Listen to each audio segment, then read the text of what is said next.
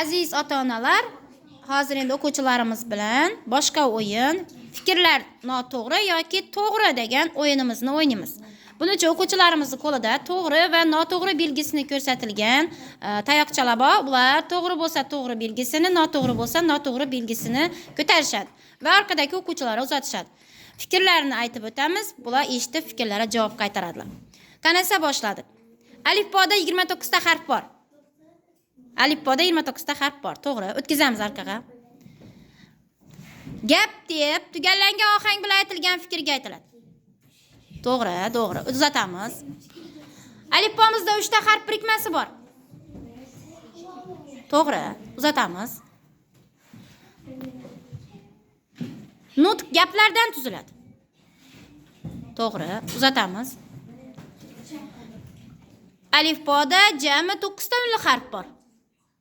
9 ta unli harf bor. Noto'g'ri. Uzatamiz.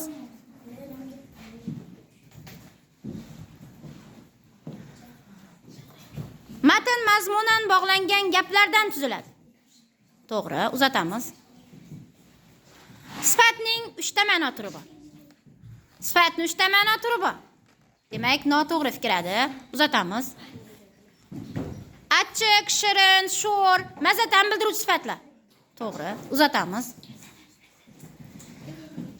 Qaysar, yomon, badbo'y. Barchasi xil xususiyat sifatlari. To'g'ri. Demak, badbo'y so'zi bor edi bu yerda. Uzatamiz. Katta, kichik, baland, past. Bu so'zlar qarama-qarshi ma'noli so'zlar. Qarama-qarshi, bir-biriga zid ma'noli so'zlar. To'g'ri. Uzatamiz. Men bugun maktabga bordim. Ifoda maqsadga ko'ra xabarga. To'g'ri. Uzatamiz. Xato tutib berding Hasan Husinboy. Keyingi savolimiz. Demak, 2, 4, 5. Ushbu so'zlarda yonma-yon kelgan undoshli so'zlar bor. Demak, bitta so'zda bor edi, qolganlarida yo'q. To'g'ri. Uzatamiz. Savol sizlarga. Men bugun maktabga boramanmi? Ushbu gapimiz ifoda maqsadga ko'ra buyruq gap. Demak, qanday gap bu? So'roq gap. Uzatamiz. Savol. Demak, harflar ketma-ketligi, tartib bilan berilgan harflar ketma-ketligi alifbo deyiladi. To'g'ri. Uzatamiz. Maktab so'zida 3 ta unli bor.